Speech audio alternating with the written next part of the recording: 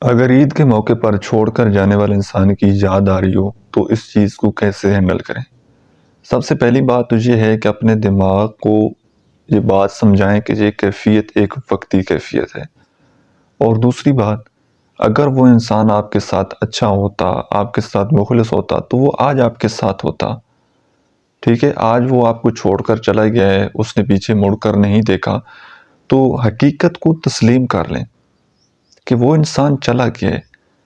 جب آپ اس سچائی کو، اس حقیقت کو قبول کر لیں گے نا تو آپ کی ٹینشن ختم ہو جائے گی۔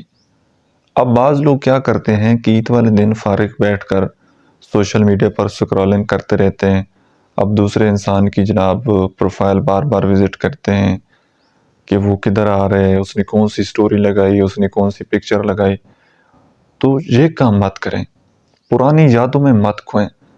جب تک آپ اس کو چیز کرتے رہیں گے نا، اس کے بارے میں سوچتے رہیں گے تو تب تک آپ کو تکلیف ہوتی رہنی ہے۔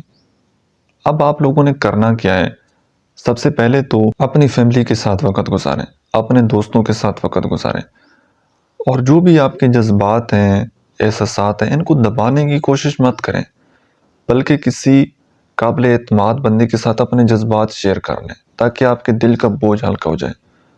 باقی اللہ تعالیٰ کی ذات پر بھروسہ رکھیں، اللہ تعالیٰ کے ساتھ اپنا تعلق مضبوط کریں، اللہ تعالیٰ کو اپنا غم، اپنا درد، اپنی تکلیف بتائیں اور اللہ تعالیٰ سے مدد مانگتے رہیں۔ ٹھیک ہے، اپنا رشتہ اپنے اللہ کے ساتھ مضبوط کریں، اور یاد آتی ہے تو یاد آنے دیں، لیکن جس انسان نے آپ کو ایک دفعہ تکلیف دی ہے، ایک دفعہ دھوکہ دی ہے، دوبارہ اس کی طرف جانا، دوبارہ اس کے ساتھ تعلق بنانا، یہ بے وقوفی آپ نے کبھی نہیں کرنی۔ اور ایک بات میں جو اکثر آپ لوگوں کو کہتے رہتا ہوں کہ جس بندے نے آپ کو ایک دفعہ چھوڑا ہے نا، وہ دوسری بار بھی چھوڑ سکتا ہے۔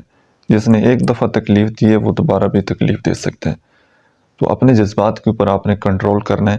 یاد آتی ہے تو آنے دیں، تھوڑی دیر کے لیے آئے گی، لیکن خود کو مصروف کر لیں گے نا تو آپ کی ٹینشن کافی حد تک کم ہو جائے گی۔ فارغ بیٹھے رہیں گے، اس کے بارے میں سوچتے رہیں گے، سوشل میڈیا پر اس کو چیز کرتے رہیں گے، تو اس سے آپ کی ٹینشن بڑھتی چلی جائے گی۔